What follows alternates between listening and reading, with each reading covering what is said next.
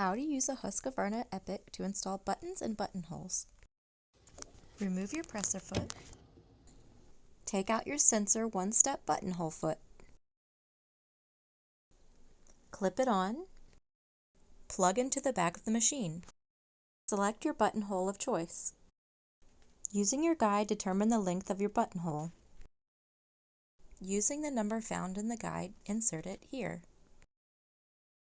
Turn the red wheel and align the white marks. Place your fabric under the presser foot, making sure there is enough fabric underneath the red wheel. Press start and let the machine sew your buttonhole. Cut your thread and move on to the next buttonhole. When it is finished, remove and disconnect the presser foot. To sew your buttons, select this icon, then select your stitch width. Carefully lower the needle into the left hole and press start. You may have to carefully hold it down. Repeat for second set of holes if necessary.